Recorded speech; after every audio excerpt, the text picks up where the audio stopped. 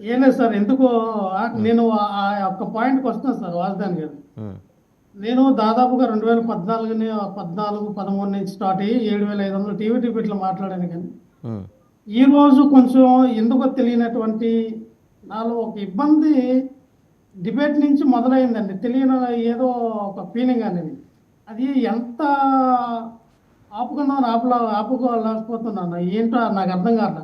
అంత కొత్త విద్యార్థులాగా తయారయ్యాను. మళ్ళీ మళ్ళీ కొత్తగా నేర్చుకోవాలేమో, మనం ఇవన్నీ చేసినవి కాదు, మళ్ళీ ఒక నిరంతర విద్యార్థులాగా నేర్చుకోవాలని అనిపించింది ఒక మనసు దీనిగా. ఎస్, జగన్మోహన్ రెడ్డి గారికి 1,00,000 కోట్ల అభియోగం పెట్టారు. 1,00,000 కోట్లు అని చెప్పి జైలుకి తీసుకెళ్ళి ఆయన్ని మనం చూసాం. 16 నెలలు జైల్లో పెట్టారు. అవి కాదు, 1,00,000 కోట్లు కాదు, 500 కోట్లు అనే జేడీ లక్ష్మీనారాయణ గారు మాట్లాడడం ఇవన్నీ కానీ చూస్తే ఈ రోజున జగన్మోహన్ రెడ్డి గారు 3వ ప్లేస్లో ఉన్నారు. చంద్రబాబు నాయుడు గారేమో ఫస్ట్ ప్లేస్లో ఉన్నారు. అంటే ఎవరు అత్యధిక ధనవంతులు, ఎవరు మనటి వారు కూడా అత్యధిక ఎమ్మెల్యే, అత్యధిక ధనవంతుల లిస్టులో కూడా చంద్రబాబు నాయుడు గారు, సీఎం లిస్టులో చంద్రబాబు నాయుడు గారు ఫస్ట్ ప్లేస్లో ఉన్నారు దేశం మొత్తం. ఇవన్నీ చూసుకుంటే అంటే వాళ్ళకున్న ఆస్తులు వివరాలు, వాళ్ళకున్నట్టు విధానం బట్టి మనకు ఉన్నవి మనం ఎక్కడ చెప్పుకోం, కానీ ఎదుటోళ్ళ గురించి మనం చెప్తాం. మనకున్నటువంటి కొన్ని కుల సంఘాల మీడియాల ద్వారా దాన్ని బలంగా ప్రజల్లో తీసుకెళ్తే ప్రజలు గమనిస్తారు. దీని గురించి పెద్దగా మాట్లాడుకున్న ఇష్టమే కాదు.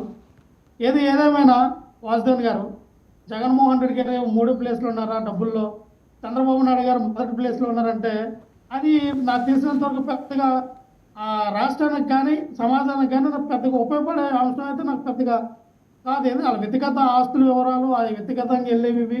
కాకపోతే మనం మాట్లాడటానికి బాగుండి ఉంటుంది. దాన్ని పక్కన పెడితే ఈరోజు నా క్రైమ్ రిపోర్ట్ గురించి మాట్లాడారు సోదరులు. ఆవిడ క్రిస్టల్ క్లియర్గా చెప్తా ఉంది, అయ్యా మేము మీ ప్రభుత్వాన్ని అడిగాము, మీరు ఇచ్చిన లెక్కలే నేను చదువుతూ ఉన్నాను, నేను ఎక్కడి నుంచి తీసుకొచ్చిన లెక్కలు కాదు. ప్రభుత్వం మేము అడిగాము, రోజుకి 1 గంటకి ఎన్ని నేరాలు జరుగుతున్నాయి, ఒక రోజుకి ఎన్ని నేరాలు జరుగుతున్నాయి, ఒక నెలకు అన్ని సంవత్సరానికంటే మీరు ఇచ్చిన డేటా మీ ప్రభుత్వం స్పందించి ఆ డేటా ఇచ్చింది. అమ్మ 1 గంటకు 3 అంటే గంటకు 3 అంటే ఒక రోజుకి 70 పైన, ఒక రోజుకి 70 పైన అంటే ఒక నెలకి 200 పైన. ఇలాగ మీ క్రిస్టల్ క్లియర్గా మీరు ఇచ్చిన డేటా ఆవిడ చదివింది. ఇక్కడ మీ ప్రభుత్వం ఉందా, మా ప్రభుత్వం ఉందా, వేరే ప్రభుత్వం ఉందా అని కాదండి.